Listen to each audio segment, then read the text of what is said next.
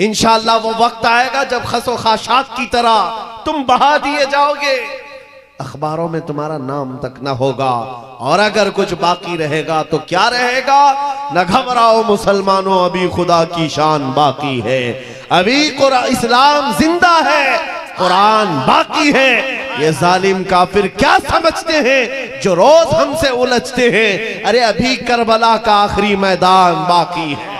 नौजवानों, इस यकीन के साथ और ईमान के साथ अपनी जिंदगी को आगे बढ़ाओ। खुदारा मैं तुमसे कहता हूं, अगले दिनों के बाद जब तुम्हारे इम्तिहान का वक्त आएगा, हर उस्ताद अपने बच्चे को इम्तिहान की तैयारी करा रहा होता है। बेटा सवालात ऐसे आएंगे, टाइम इतना होगा, स्क्वाड भी होंगे, चेक करने वाले एग्जाम हॉल में बार बार आएंगे, तुम्हें देखेंगे। उस वक्त तुम खौफ से अपने हाथ में कपकपी नहीं पैदा करना, दिल को जमाना और अपना इम्तिहान मुकम्मल करना। यह हर उस्ताद अपने बच्चों को तरकीन करता रहता है। अजीज़ान गिरामी वक़ार, इस मिंबरे नूर से मैं आपको इस बात की तलकीन करके जाता हूं, इम्तिहान की घड़ी अनकरीब आने वाली है, आपके साथ भी। और जो इम्तिहान तुम्हारा होगा वो इस्तिकामत का इम्तिहान होगा, तुम्हारे ईमान पर जमे रहने का, तुम्हारे डटे रहने का इम्तिहान होगा। देखना, बहुत सारे पार्टी बदल लेंगे, बहुत सारे मसलहतों के पर्दों में छुप जाएंगे, बहुत सारे लोग किसी की धोती में पना ले रहे होंगे, कोई किसी की साड़ी में पना ले रहा होगा, लेकिन जो आशिक़ मुस्तफा है वो बढ़ चढ़ करके ये ऐलान कर रहा होगा, अपना सब कुछ गुंबद खजरा कल भी था और मेरे नबी से मेरा रिश्ता कल भी था। और बस इस बात के साथ तुम्हें जमे रहना है, यकीन के साथ, एतमाद के साथ। अज़ीज़ान गिरामी वक़ार, कौन सी ऐसी ताकत है, कौन सी ऐसी कुव्वत है जिसने इस्लाम को खत्म किया या खत्म करने की ताकत रखती है? अल्लाह करीम जल्ल शानुहु खुद कुरान पाक में फरमाता है, युरीदूना लियुत्फिउ नूरल्लाहि बिअफ़वाहिहिम व यअबल्लाहु इल्ला अन युतिम्मा नूरह। अल्लाह फरमाता है, ये जालिम अपने मुंह के फूंकों से इस्लाम के चिराग को बुझाना चाहते हैं, और अल्लाह तबारक व तआला इस चिराग को मुकम्मल करके रहेगा। दीन इस्लाम, अभी आप सुन रहे थे, इस्लाम था, इस्लाम है, इसके साथ कुछ नहीं होना है, आपका इम्तिहान होना है। हमारे मरने के बाद अल्लाह ताला इस दीन की हिफाजत के लिए औरों को पैदा करेगा। वो कादिर मुतलक चाहे तो सख्त जानी दुश्मनों से भी ईमान वाले पैदा कर सकता है। हाँ, ये बात याद रखिए आप। ततारी जिन्होंने बगदाद को हिलाक करके रखा था, रब तबारक व तआला ने उन्हीं के सीनों में ईमान की दौलत दी और वो मुहाफिज़े इस्लाम बन गए। हमारे दौर में भी जितने आतंक मचा रहे हैं, कल इनके बच्चे ये नारा लगाएंगे, इस्लाम था, इस्लाम है, इस्लाम रहेगा। हाँ, जितने आतंकवादी हैं सब नारा लगाएंगे इंशाअल्लाह। आप इंतजार करें इस बात का, लेकिन तुम अपने इम्तिहान में जमे रहो, डटे रहो। अगर तुमने नबी पाक सल्लल्लाहु अलैहि वसल्लम के इस दीन के साथ, इस शरीयत के साथ नाइंसाफी की, तो कल मेरे आका को क्या जवाब दोगे? कल मैदान क़यामत में तुम्हें खड़े होना है, हुजूर पाक सल्लल्लाहु तआला अलैहि वसल्लम की बारगाह में जवाब देना है।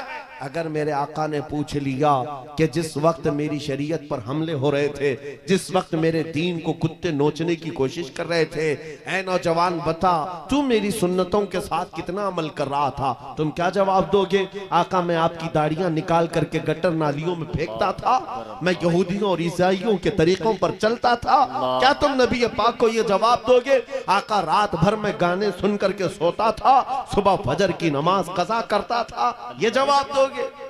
क्या जवाब दोगे? आपके पास अगर जवाब नहीं देने की ताकत है तो आज ही बदल डालो, जिंदगी बदल डालो, आज इनकलाब ले आओ। देखना, मैं अक्सर ये बातें कहता हूं ना, मैं चाकू छुरी की बात करता हूं, ये तो शायर लोग तलवार उठाने की भी बात करते हैं। हाँ, ये कहते भी हैं समझौता नहीं होगा, तलवार उठ जाएगी। मैं तो तलवार की भी बात नहीं करता। अरे प्लास्टिक का ब्लेड भी रख लो तो कल को हमको आतंकवादी घोषित कर दे। बम, बारूद, बंदूक, किसी चीज की बात नहीं करता, सिर्फ इतनी बात करता हूं, नबी पाक के इश्क में मलबूस होकर तुम सिर्फ रास्तों में चलते फिरते रहोगे, तुम्हारी चलत फिरत से कई कीड़े यूं ही मर जाएंगे। हक है, वाह वाह, बहुत खूब। हुजूर पाक की सुन्नतों में वो दम है, वो असर है, तुम्हारी चलत फिरत से कई कीड़े फना हो जाएंगे। बात सिर्फ इतनी है, दीवार क्या गिरी मेरे खस्ता मकान की, लोगों ने आने जाने का रास्ता बना लिया। होता यही है, कोई पुराना घर गिर जाए ना, लोग इधर से उधर आने का रास्ता बना लेते हैं। आज हमारी जमात के अंदर इंतशार हुआ, नौजवानों में आवारगी आ गई, तो हर कुत्ता हमको ही टारगेट करने लग गया, हर कुत्ता हमें ही भौंकने लग गया। मेरे अजीजों, शिद्दत से आज उस सलाहुद्दीन अय्यूबी की बात याद आती है। क्या आपको पता है, उनका दौर ऐसा है कि यहूदी माएँ, ईसाई माएँ अपने बच्चों को थपकियां देकर सुलाती थी, कहती बेटा सो जा, नहीं तो सलाहुद्दीन आ जाएगा। हालांकि जुल्म से कोई तख्त नहीं बिछाया था, सुन्नते मुस्तफा का रौब ऐसा कायम था, हुजूर के इश्क का रौब कायम था, जिसकी वजह से पूरी दुनिया में उनकी तूती बोलती थी। आज करोड़ों की तादाद में है, करोड़ों की तादाद में जालिम हमें आंख दिखा रहे हैं। हमारे बच्चों का कत्ले आम, हमारी औरतों की इज्जतें नीलाम, हमारी गर्दनों पर राज, और बगैर किसी खौफ के शायर इस्लाम पर भौंकना आज की आदत सी बन गई। नौजवानों, तुम्हारे अंदर अगर ज़मीर बेदार है, गैरत मौजूद है, तो अपने आप को बदल डालो। जवाब देने का एक वक्त आएगा, इंशाअल्लाह वक्त आएगा जवाब देने का। लेकिन पहले मैं आपसे सिर्फ इतनी इल्तिमास करता हूं कि अपने आप को बदल लो।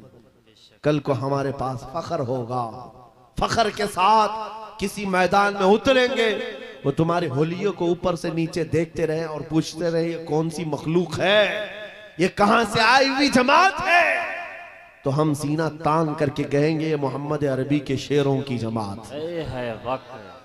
आज क्या हम दिखाएं लोगों को? गुटखा खाने वाले लोग दिखाएंगे। हम नौजवानों को बालियां पहने हुए, हाथों में चूड़ियां पहने हुए, चोटियां डाले हुए, जीन्स फटी हुई, और बालों में दाढ़ियों में डिजाइन किए हुए ये नौजवान ला करके हम खड़ा करेंगे। मेरे अजीजों, दुनिया के ऊपर अगर हैबत तारी होती है तो सिर्फ आशिकाने मुस्तफा से होती है, हुजूर के गुलामों से होती है। आज से 3 साल पहले पैरों से माजूर एक खादिम हुसैन ललकारता था, व्हील चेयर पर बैठ करके ललकारता था, अरे सफेद दाढ़ी हो चुकी, उम्र काफी है, सफेद दाढ़ी, पैरों में माजूरी, लेकिन पूरी दुनिया में ऐसी हैबत तारी कि यूरोप की जमीन भी हिलती नजर आए। हॉलैंड की पार्लियामेंट में बाज़ाब्ता उनको लेकर कहा जाए ये आदमी मोस्ट डेंजरस है, बहुत ज्यादा डेंजर है। हम सोचते हैं ये तो पैरों से माजूर सफेद दाढ़ी वाला व्हील चेयर पर बैठा हुआ, तुम्हारे लिए कैसे डेंजर हो गया? तुम्हारे पास तो बहुत बड़े बड़े मिसाइल, एटम बम है, सब कुछ है।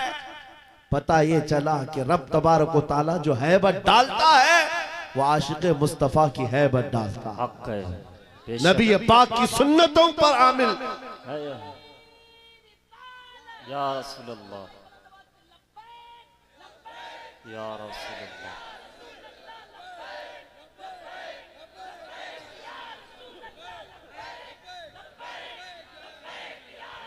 सैयदना उमर इब्ने खत्ताब रज़ी अल्लाह ताला अन्हु का दौर है। सहाबा इकराम एक इलाके को फतह करते हैं, वहां का जो गवर्नर था, वहां का जो सुल्तान था, वो गिरफ्तार हो गया, दूसरे मजहब से ताल्लुक रखता था और उसने तलवार उठाई थी, इनके खिलाफ कैद हो गया। लेकिन जब कैद होकर के आया तो जाहिर सी बात है हमारे खिलाफ तलवार उठाए थे, अब फंसे हो तो मार खाओगे, अब तुम्हारी मौत होगी। लेकिन मुजाहिदीन इस्लाम थे, हजरत उमर के पास पेश किया, कहा कि इसका क्या करना है? कहा अगर वो इस्लाम में आता है तो उसकी जान बख्श दी जाए। उस बादशाह से कहा गया कि तू अगर ईमान ले आता है तो तुझे तेरी जान भी वापस और तेरा मुल्क और तेरी सल्तनत भी तुझे लौटा दी जाए, तू ही बादशाह, तू ही गवर्नर है। उसने कहा मेरा दीन इतना आसान नहीं है कि मैं बादशाहत लेने के लिए अपना ईमान छोड़ दूं, नहीं हो सकता, नहीं हो सकता। जान से मारने की बात थी। उसने कहा मैं अपना धर्म नहीं बदल सकता। फिर उसके बाद साहबा ने कहा हजरत अमीरुल मोमिनीन से इसका क्या किया जाए। हजरत उमर फारूक ने क्या किया सुनो, कहा उसको कहो कि हम तुम्हें जेल में डाल देंगे। उस बादशाह से कहा गया तो उसने कहा मंजूर है मुझे जेल, लेकिन मैं अपना धर्म नहीं बदल सकता, दीन नहीं बदलूंगा। हजरत उमर ने कहा जेल में डाल दो, और 10 सहाबा को भी उसके साथ जेल में डाल दिया। इनका कोई कसूर नहीं था। 10 सहाबा जवान थे, नौजवानों तवज्जो से सुनो, उस कट्टर दिल बादशाह के साथ जेल में डाल दिए। वो नौजवान सहाबा जेल में थे। उनके वक्त, उनके औकात की पाबंदी, सुबह दोपहर शाम वो अपनी नमाजों के पाबंद, कुरान की तिलावत, नबी पाक सल्लल्लाहु अलैहि वसल्लम की मोहब्बतों वाली सुन्नतें।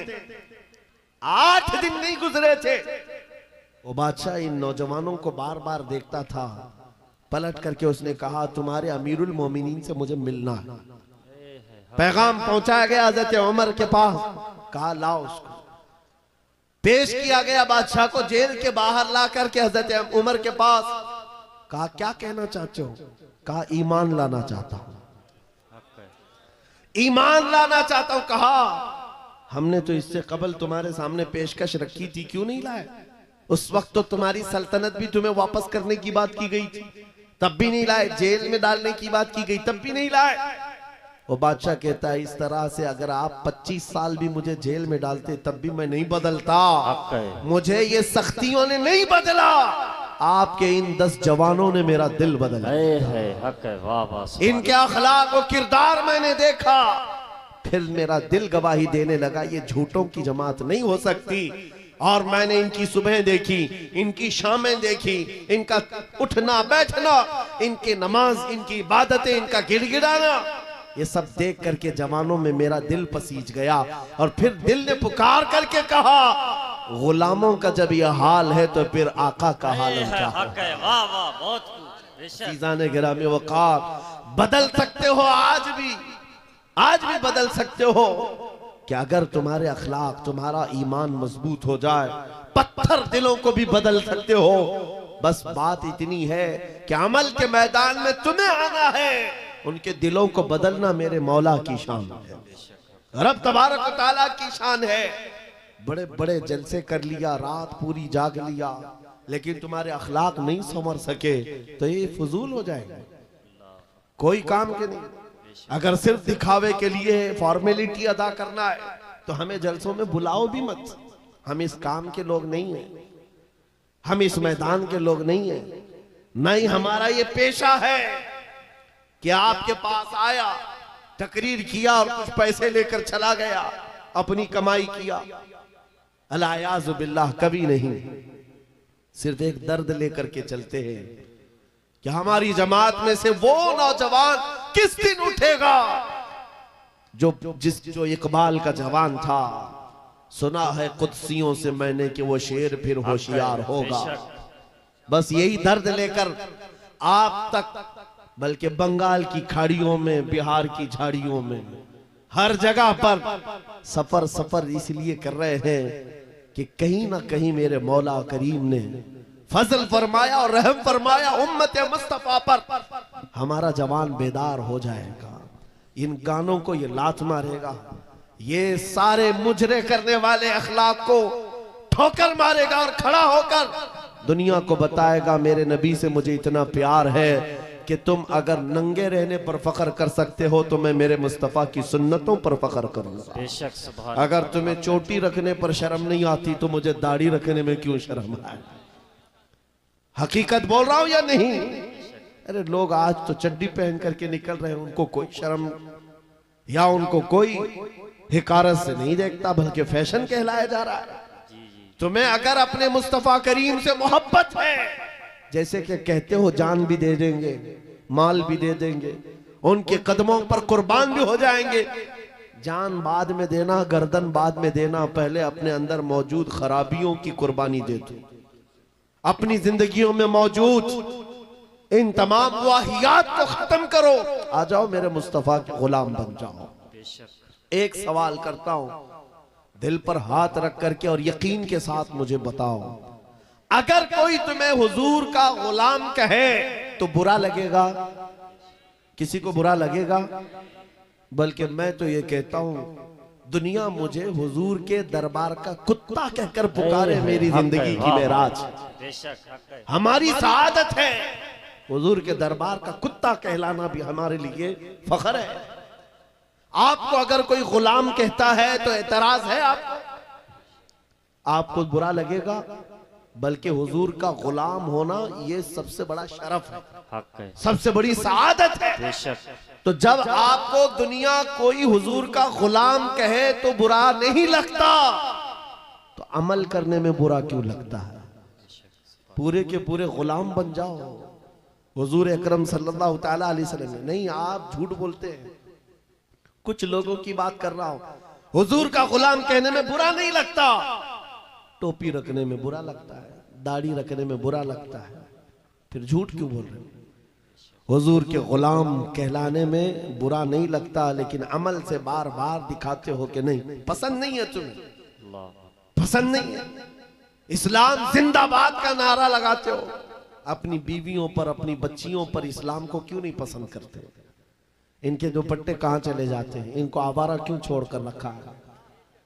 इनको जिस तरह बेपर्दगी के साथ घुमाते हो और खुशियों से देखते हो, शादी महल में जाकर देखे, वहां तो हालात ही बदले हुए हैं, इस्लाम दिखता ही नहीं। तो इस्लाम जिंदाबाद का नारा सिर्फ ये जुबानी है? अपने घरों से तब्दीली ले आओ। बेशक। इनकलाब तुम्हारे घरों से आएगा। हक है। आज तुम दिल महसूस करके बैठे हुए हो कि बड़े बड़े तख्त पर बैठे हुए कुत्ते हमारे लिए भौंक रहे हैं, इस्लाम को मिटाएंगे, मदरसों को मिटाएंगे, मस्जिदों को मिटाएंगे, बुरा लगता है। और उसके बदले में तुम चाहते हो उनका जवाब देने वाला कोई चाहिए। बार बार हमारी मेंबरों से हम उनका जवाब देते रहे। ऐ नौजवानों, जवाब तुम अपने अमल से दो। एक मस्जिद का मीनार क्या गिरता है, हर घर मस्जिद बनना चाहिए। बेशक हक है। वाह वाह, बहुत। हर घर मस्जिद बन जाए। काश तुम्हारे घरों से अजाने हो, तुम्हारे घरों को मुसल्ला बना दिया जाए। एक बात याद रखो, दुनिया थक जाएगी, एक वक्त आएगा थक जाएगी। कल को देखना, इजराइल भी थक चुका होगा मार मार करके। अब आएंगे वो युद्ध विराम करने के लिए कि हम समझौता करेंगे, बस खत्म हो गया। जितने ताकत थी झोंक दिया, मार मार करके थक जाएगी दुनिया। लेकिन हमारी शरीयत का, हमारे दीन का एक मिजाज है, कितने गाजी मारोगे, हर घर से गाजी निकले। बेशक हक है। तुम एक चिराग गुल करोगे, मौला 100 चिराग रोशन करेगा। ये सिलसिला चलता रहेगा। यहां पर भी तुम खौफजदा ना रहो, डर के माहौल में ना जियो। बस मैं तुम्हें ये बात कहने के लिए आया हूं, अगर नबी के गुलाम हो तो पूरी गुलामी करो, पूरी गुलामी करो, फख्र के साथ करो, अपनी दाढ़ियों के साथ, अपने शनाख्त के साथ, अपनी आइडेंटिटी के साथ। आपको क्या लगता है कि कोई हमें नौकरी से निकाल देगा, कोई हमें रिस्क नहीं देगा? माज़अल्लाह, रज़्ज़ाक़ ये लोग नहीं, रज़्ज़ाक़ मेरा रब है, अल्लाह मेरा रज़्ज़ाक़ है। एक छोटी सी कम्युनिटी ने अपनी पहचान बना ली, पंजाबियों ने, और वो अपनी आइडेंटिटी को लेकर के चलने लगे और दुनिया पर उन्होंने छाप छोड़ा कि हम जहां रहेंगे अपनी शनाख्त के साथ रहेंगे, समझौता नहीं करेंगे। दुनिया उनको एक्सेप्शन देने लग गई कि हाँ ठीक है, तुम इसके साथ ही जियो। ऐ मोमिनो, तुमने खुद छोड़ दिया अपनी चीजों को। काश उस सहाबी रसूल की बात मैं तुम्हें बताऊं। हजरत नौमान एक सहाबी, एक बादशाह के पास उनको बुलाया गया था, हुजूर के तर्जुमान बन करके गए थे, एम्बेसडर बन करके गए थे। और जब उस बादशाह के पास आए, काफिर बादशाह था, एक सहाबी की बात, उसने कालीन बिछाया, और कैसा कालीन था? रेशम का कालीन था, रेशम का कालीन, बहुत महंगा कालीन। और जो कुर्सी बिछाया वो सोने की कलाई की हुई कुर्सी थी। जब सहाबी रसूल वहां पहुंचे, देखा रेशम का कालीन है, अपनी तलवार से फाड़ दिया, कहा उठाओ इसको, जमीन पर चलूंगा। जमीन पर चलकर आए, कुर्सी देखा सोने की रखी है, ठोकर मारकर गिरा दिया, कहा सादी कुर्सी रखो। बादशाह ने पूछा इतना एटीट्यूड